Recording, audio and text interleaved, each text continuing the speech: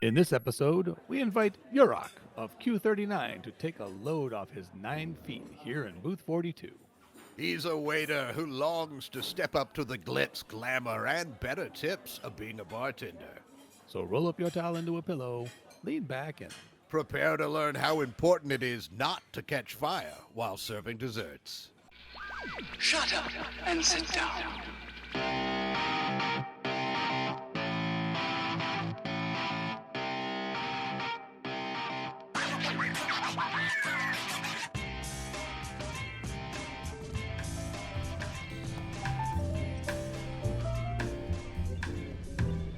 Welcome back to Milliways, the restaurant at the end of the universe, for the Hitchhikers and Appetizers podcast. I am, of course, Horatio Zinn. Did I mention I'm in booth 42? And I'm always here with my delightful co-host. I have many other things to say about it, but he is, of course, Trellis Gardeen. thank you. Yes, time is entries, and entries is food. Yes. You sound a little, not physically heavier, but maybe your voice sounds heavier today, or a little slower. How drunk are you today? Enough. I'm Enough. drunk enough. I've come back around. I drank so much that I became sober. That is a feat. I'm climbing the mountain once again. That's somewhat similar to my livers and their flying V formation, and how, once the lead liver has reached its point of no return, it falls back and the next liver makes its way up to take over the processing of the alcohol. I just picture one of your livers going, go on without me, go on without me. Someday that may happen. I hope it doesn't. We should make a dramatic film about the struggle your livers have. Oh, you know what? We have a guest, and you may have noticed our guest, you may have seen him before, but not sitting at the booth. Me or our audience? The audience hasn't seen anything. That's what I'm saying. That Yes, was you, Trellis. Yes, I have seen him. I thought you might. I wanted to remind you, but now trapped here between us here in the booth. This is. Please introduce yourself. Oh, let's role play. You've just come to the table and to serve us. What would you say? Welcome to Millyways. My name is Yeroc here, and I'm here to take care of you. That was beautiful. Oh, lovely. Oh my goodness. It's nice to finally get to sit down, though. I never get tired of hearing your intro, though, because I know food will follow. And since the restaurant can travel through time, you guys work infinite shifts. So yeah, this has got to be a nice break. Well, exactly. I'm on my feet all day, and when you get 9 feet, it gets exhausting. You must spend a fortune on footwear. Of course, it's where most of my tips go. And of course, they all have to match, don't they? There's a certain uniform here. I love the uniforms. I'm just gonna say it right now. They're crisp. They are modern. They're sleek. Do they make you pay for them? You don't have to pay for them initially. You're given two, but you have to maintain them. So any cleaning, pressing, revitalizing, that's on you. As Charlie said, there's a modern quality to them, but I also do like the slightly old-fashioned length of the apron that you have, that it comes down past the knee. I think that's provocative in its way, but also very traditional. Certainly. Well, that's Millyways. Yes. Now about your feet. Now there's 9 feet, Correct. but not 9 legs. No, that is I just wanted to do that, bring that image into focus for our listeners. right. 3 legs each with 3 feet. Very good. I just wanted to make sure that I was not hallucinating. Also, because of course the apron does cover up a bit of that. Exactly. You're only seeing the feet underneath, so I can understand the confusion. Well, you must be very sturdy, as it takes only 3 legs for a stool or a table to stand. You've got that multiplied out: 3 legs, 3 feet, 3 feet, 3 feet. Is it impossible to push you over? I mean, it's difficult. I'm not going to say anything's impossible, but it's yeah. Look, when you're traveling through time and space like we are, at the precipice where we are, you got to be sure on your feet, obviously. That's true. I have seen you going along with quite the monument. I would call it the monument to food. I was hoping to come up with a bigger word, but food. All these trays with all these entrees and lids on them, and you're balancing them, and it's quite impressive. It's a culinary chandelier, if you will. Yes, very good. That's the way I think of it. Bringing light to my tummy. Yes, especially when you have some various flaming dishes atop it. Yeah. I was going to say often quite literally. Yes. Have you ever caught on fire? Yeah, well, yes. It's... As it caught on fire. I don't mean like were you on fire and someone caught you at it. Like, oh no, look, he's on, and you were ashamed for being on fire. No, I maybe caught on fire is a little bit exaggerating, but I certainly have had my run-ins, been singed, if you will. When you're first starting out, taking on a flaming tableside dessert is can be a bit of a challenge. So I'm sure it takes practice, and And you've learning the hard way. How long have you been at Millyways? I believe I've noticed you here from pretty much as long as we've been here. So I'm assuming you're a crafty veteran. Have you been trying to work your way up? Oh well, yes. I've been here. Gosh, we are so close to the end. I don't know if it's measurable, but I think in about another couple of years, I'll be eligible for a promotion. Ooh. Oh, very good. To bartending. That's the. Is that the ultimate goal? Oh, bartending. Yeah, I want to be behind the bar. That's where the real money is, of course. Making the pan-galactic gargle blasters instead of bringing them. Well, you got your regulars at the bar, and you're making money there, of course, and then you're making also the drinks for all the servers, and so they tip out, as they call it. Tip out. That's not falling over, is it? Tipping out is when you give over some of your earnings, whether it's monetary, culinary, any sort of but you're getting something. People pay with all kinds of currency here. Yeah. That's fascinating. We serve the entire universe. You can't, I'm sorry, I interrupted Trellis. Oh, I was going to say, bartenders usually, they're the go-to person to listen to problems and everything. How are you listening? You see yourself being that sympathetic ear, listening empathetically, or listening hollowly and just serving up drinks and pretending? Listening hollowly. I'm sorry, what was that? It was a good question. It was a very good question. First test. First test. I'm sorry. I was distracted by my own stupidity. I'm kidding. Of course, that was wonderful. Yes, I think I can listen with an empathetic ear. Sure. I've been serving you two for how long now? Oh, length. It depends on what timeline you're in. Well, exactly. Mm-hmm. I guess that's a good point. The way time is kind of fluid here at the restaurant. Precisely. Continuity is even more so. We hope for it to be a long time. We love having you here, personally, and so. Oh, thank you. That's the first time anyone said that. Oh, has there been talk amongst the staff been talking about us? Oh, let's get into the gossip. Look, most people come and go. There's that second part. You guys, you're here, and then we just stay. Here you are. So of course, there is always there's some gossip. There's rumors. Oh, rumors. What kind of rumors? I mean, it's everything from you're here to spy on, gather information on some of all the guests, because the other guests don't know. Oh. They don't know that you're always here. Oh, that's true. They are here, so they just think you're another. Because they actually go. They leave.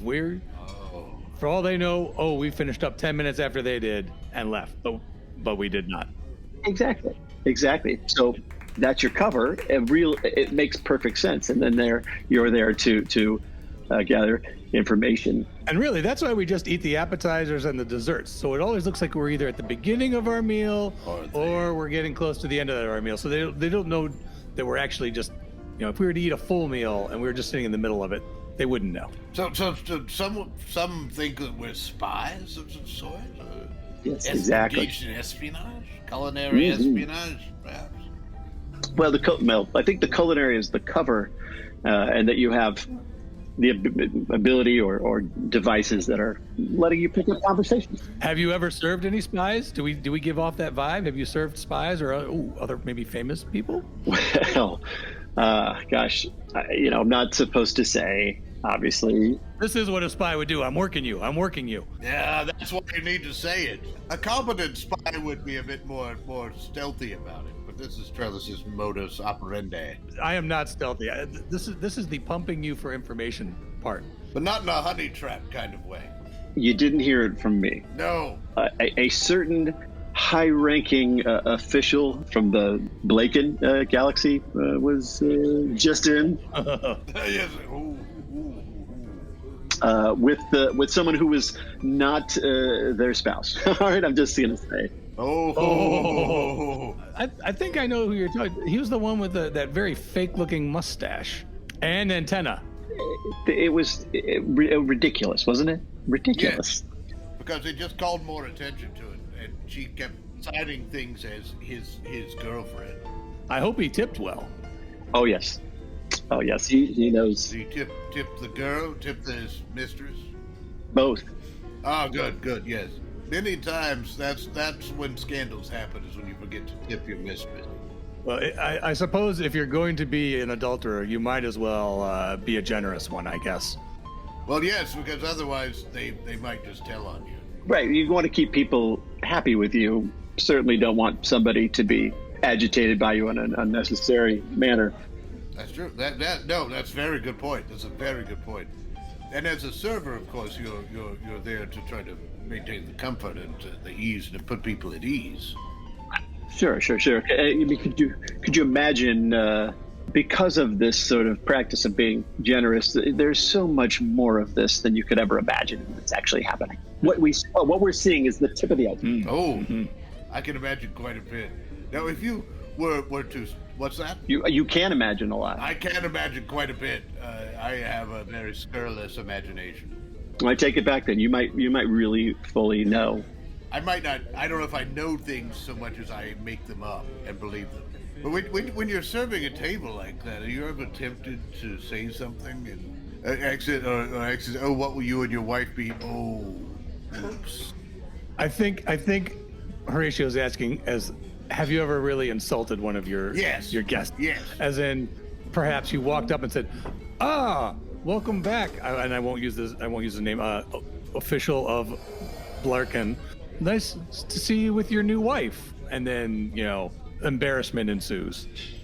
Yes, because it's the old wife or it's a new wife or something. Or I see you've brought your whore. That's very direct.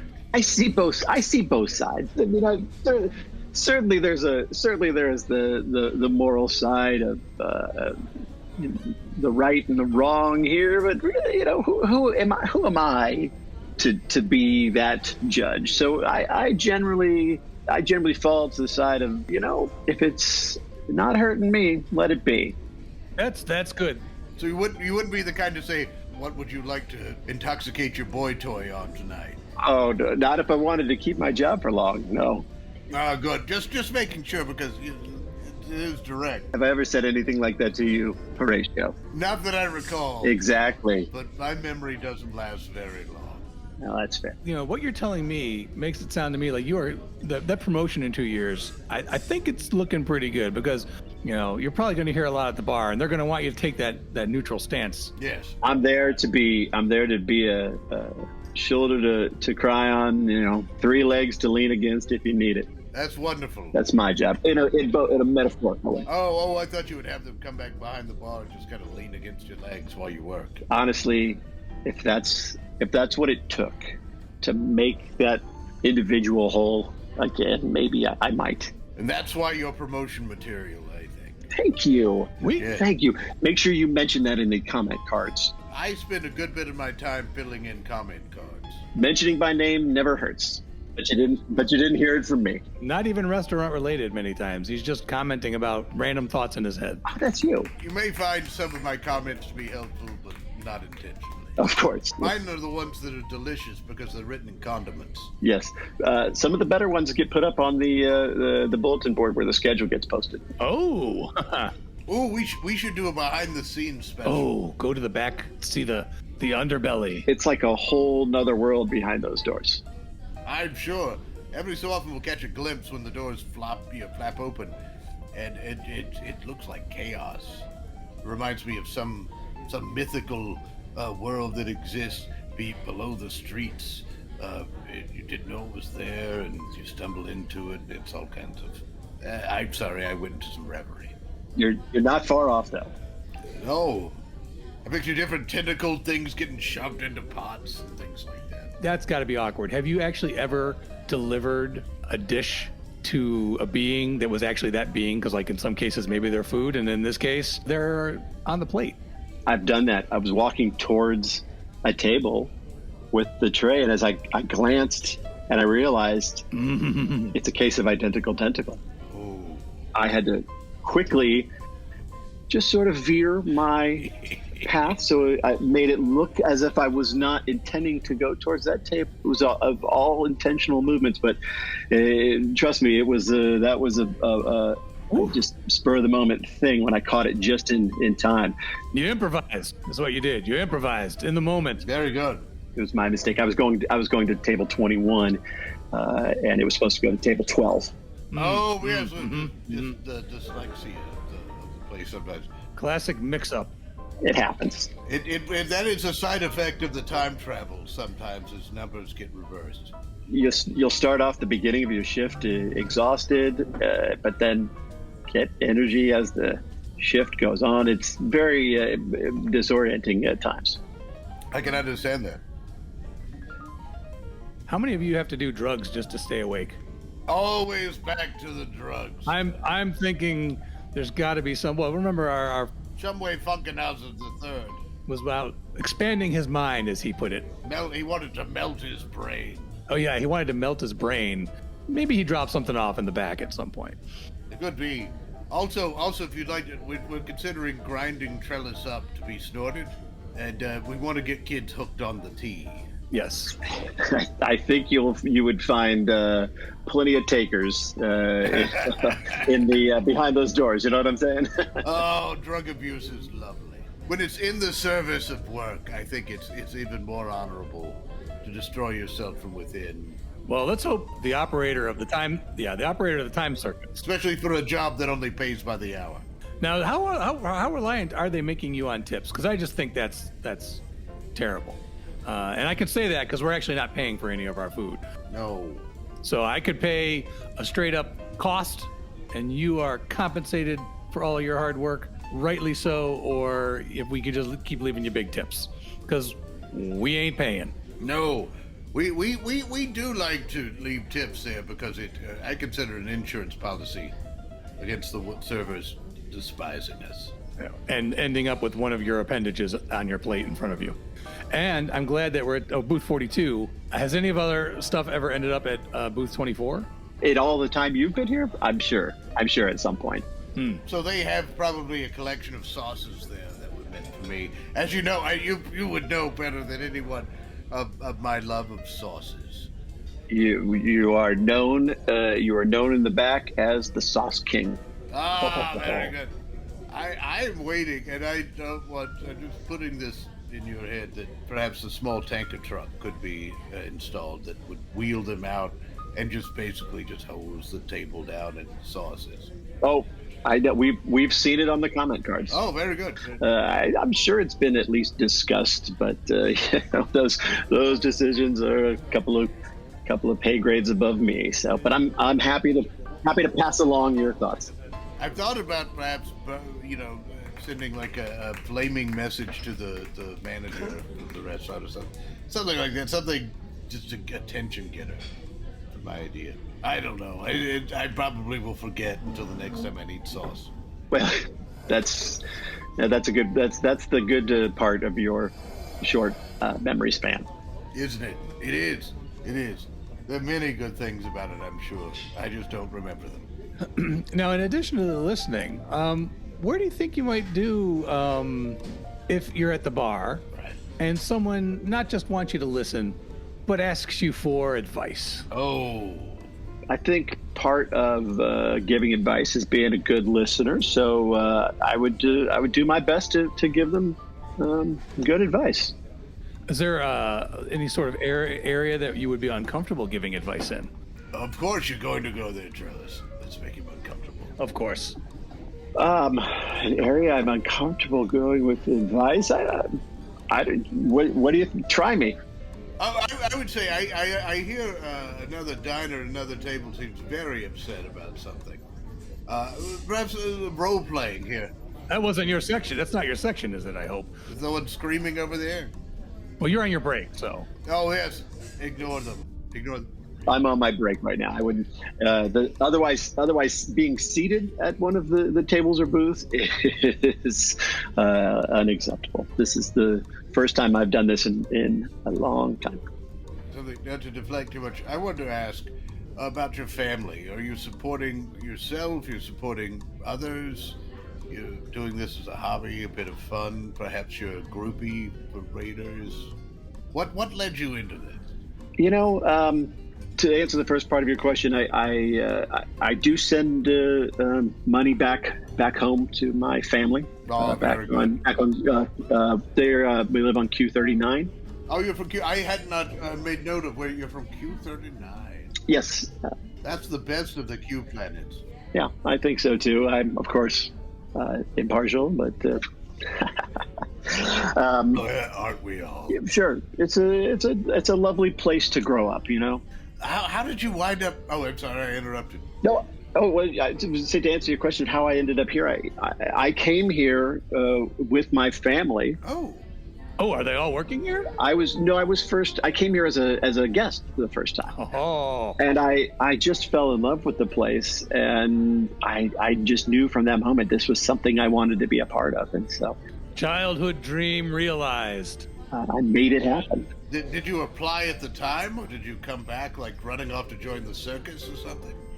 I did not apply immediately. I did go back home to Q39, and I tried to learn and study the skills I would need so that I could show up here prepared. Did you have any kind of waiter or server? What do you prefer? Server, waiter, procurer of delight? You know, any of those are fine with me. I love the idea of procurer of delight. It's got a lovely ring to it. You know. And that's something that Horatio has never been referred to as. No. I would be the devourer of delight. Yes, I can see. No, not hard to miss. Now, Horatio, are you at all taken aback at Yeroc's? I mean, he is like really prepared. Like he studied, he got things ready. That's like the antithesis of Schenectady, where nothing is planned and everything is right. I'm going to go out on a limb, and I'm going to bet there's never been someone who's worked here from Schenectady. I would hope not, because the food tends to make it to the table, which is a testament that it could not be anyone from my home world working here. No, absolutely not. Absolutely not. That's just silly, Trellis. Trellis, you were just poking fun. Yeah, you do have to. There is a training. You go through a sort of an apprenticeship when you first start here. It's a whole process. You follow one of the more experienced servers around, or one of the more experienced procurers of delight. Yeah, delight procurers. Absolutely, you become a shadow procurer. Shadow procurer. Ooh, shadow procurer. That sounds like a wonderful program for television. Doesn't it? Shadow procurer. A mystery. When really all it means is you're just following another waiter around. Ooh, in shadow procurer, I think it would be you're following this waiter around, but you're solving mysteries while you're doing that. Exactly. Yes. The murder is happening all over, but oh no, I need to learn how to fold the napkins. Yes. That's something I want to ask. Who folds the napkins? How was the training for that? Because so many shapes and forming them into the shapes of so many different creatures from across the universe, and there's so many to choose from. Mm-hmm. Just guessing what they've been shaped into is quite an adventure. That is actually a testament to the diversity of the staff here. Yeah. You know, we come from all over, and so it's part of you have these closing duties at the end of each shift. You have to make sure that your tables are cleaned and set and ready to go again, and that all the sauce bottles of levels are full, and the packages of spices are at peak condition, and also you set those napkins. So you're drawing on your own experience. Mine are always from Q39 creatures that are from my home planet, and so with so many diverse members of the staff, you're going to see just an incredible array of napkin creatures. I enjoy that. Some of them have looked delicious, and I've eaten them and regretted it later. I was going to say you're not the first, but you actually are. You're the only one who's done that. Very good. I like being a trailblazer. That's new ground for you, Horatio. It is trailblazing. Often trailblazing is new ground. Normally that would also, imply pre-planning, because you thought about something going into the unknown. I'm making a conscious decision to do this. Yes. And that's just really not your MO. Now, I'm an accidental trailblazer. At best. An accidental pioneer. Unintentional pioneer. I discover things accidentally. If space exploration were up to you, there wouldn't be a whole lot of explored space, I'm thinking. I would think that the problem with exploring space from Schenectady, why we've never really had a fleet to go out and do exploration, is because they tend to run out of fuel. It was on a quarter tank, and no one went and thought about filling it up. Yes. You just run out, not even that far from the planet, probably. And you just got to someone who actually had half a tank has to come out and get you and bring you back. Or you just end up with about 30 or 40 ships that all had a quarter of a tank, stranded. There's nothing worse than just floating along by the side of the spaceways, carrying your gas can. Of course. Oh, your dilithium crystal can, or whatever it is, and just being like an idiot and think, oh, he's the one who ran out. Mm-hmm. And of course, this usually happens right after you've been deriding someone who's floating down the side of the spaceways for the very same reason. You're like, what an idiot. And then later you're like, well, I'm the idiot. We should form a club. Yes. Trust me, I've had tables that were that was clearly a cabal of idiots. They have to have conventions somewhere. I hope you brought a tip calculator for them, because they probably would have sat around forever trying to figure out what they owed you. That would imply they actually completed an order. Oh, they didn't even get that far. Do you ever have to help them complete an order? Like, no, choose this. No, number two. The number two. Put your finger at number 2. I'm just saying, these sons of Belgium were the most annoying. They were the worst. And then of course,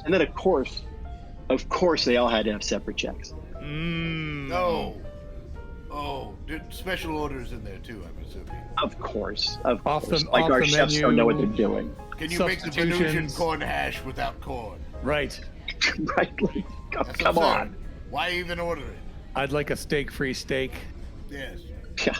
Can you give me an entree of the day that doesn't talk first? Right. Where do you think you are? Where do you think you are? Preposterous. But it's all part of the job. But by and large. But you did it with a smile.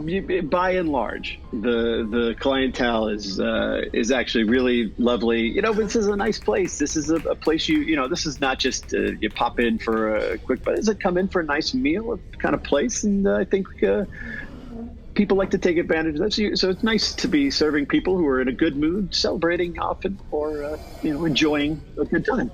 It's more of a. What's the most common celebration? Because this is a fantastic destination. Watching the end of the universe. What do you see most often people are celebrating, besides mistresses? Oh, you see everything. Have you ever had a proposal or something like some proposal? Oh. That you've had to set up to put like the ring in the glass of champagne or in the bowl of pudding or something like that?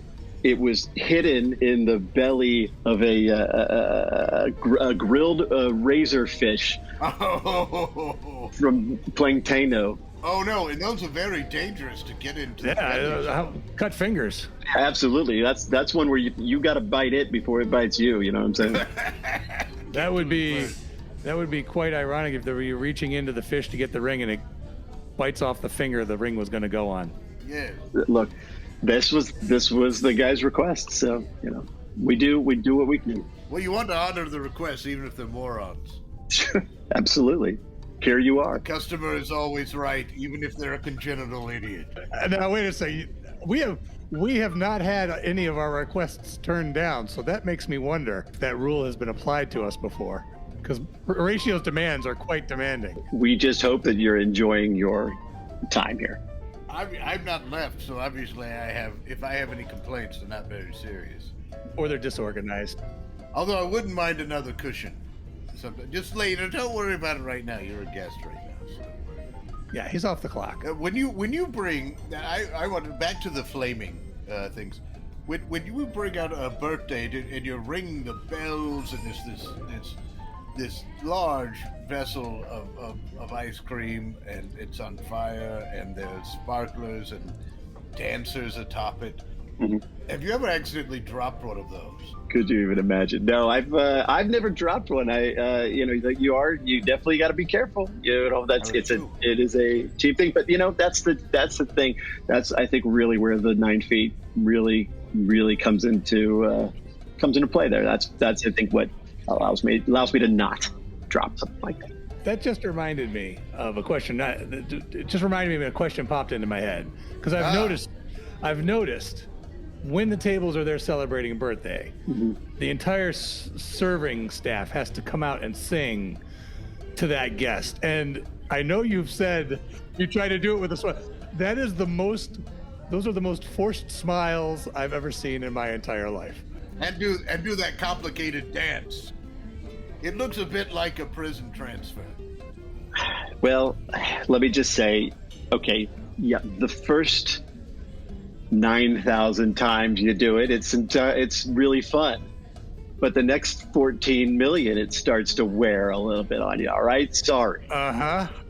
We're doing our Belgian tests. I can always tell when they come out. I can tell, and you see off at the corner new servers being trained in doing the song and the dance, and I find lots of injuries. Yeah, it's an awkward setup going on there. But I think what you really have to tell yourself is that, yeah, this is the 23 millionth time I've done it, but it's the first time they've had it done for them. To make it special every time. Yeah, that's the goal. You're right. That is the goal. But in practice, it's a little harder to do than it's easy to say. Yeah, sure. I totally get you. Especially when there are so many of you, because it's such a large restaurant. It's like a huge cathedral choir singing happy birthday to you, and the robes and the bell chorus chiming in. And I told you the training process was very extensive. Yeah, yes. The flaming batons. Now, do all of the servers have to learn how to do the flaming batons, or is that just a specialized skill? Are you allowed to just say I'm going to hum? Yes. Yes, you can. However, different special skills will provide for different, compensation. You can make more by doing more. Thank goodness for the Babblefish, because otherwise, you'd have to learn how to say happy birthday and sing it in all those different languages, and it just translates it for you. So that's the easy part. I mean, every interaction, every order being placed, you would of course, thank goodness. Now, speaking of... Horatio, I think, we are... I was about to say. I think we're at time here. So I think... We are at time. I've been enjoying this so much. This isn't one of our normal entries. This is not planet entry. So what are you thinking we should enter for Yeroc here? Yeroc, 9 feet to glory. But the bartending being the glory, and he has 9 feet, and he would walk to the bar to work. It sounds inspirational. It does sound inspirational, doesn't it? Do you have something better, Trellis? Well, it just occurred to me, since I'm fully confident in his promotion to come. Yeroc, 9 feet, 3 legs, 2 ears, all empathy. For 1 heart. One oh, heart. only 1 heart. Yeah. Yeah, but that's just, I was born that way. The Yeroc is always right. Oh, I like that. That's easy Yeroc to is type. always right. Let me type that in. The Type that Yeroc in. is always right. That's easy to type, short to the point. Submit. And now there's an entry. All the entries for planets and such as an entry for one of the finest waiters in the universe. Yeroc, we don't want to take up all of your break. So I don't know what else, you feel like doing, but, we are so happy you could come on and give us a little bit of a look into what it's like to work here at Millyways. Thank you. You're some of our favorite guests, and so love to give you a little glimpse, a little peek behind those doors. That's what we should talk again sometime. Absolutely. Extra sauce for us. Extra sauce for everyone. Back the tanker truck up. Coming right up.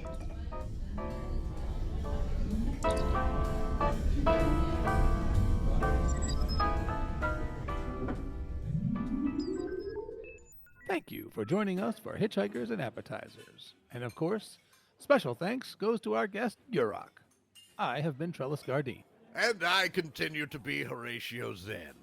Until next time, keep your towels clean. And if the ocean is standing still but the shore is moving, it's probably just because you've recently been rescued from certain death in the cold of space by a ship with a highly improbable form of propulsion. So don't panic. Everything you heard in this episode was improvised, but not everything improvised was heard. This episode of Hitchhikers and Appetizers featured the voice talents of Mike Gorgone as Trellis Gardeen, Bran Peacock as Horatio Zinn, and Corey Rittmaster as Yeroc. Finally, Hitchhikers and Appetizers is part of the Improv in Action Network. Check out other great improvised podcasts and projects at improvinaction.com. If you'd like to reach out to Trellis or Horatio, you can send electronic messages to them at our Galaxy address, hitchappspodcast@gmail.com. Or you can find them on Twitter with the handle hitchapps. Shut up and sit down.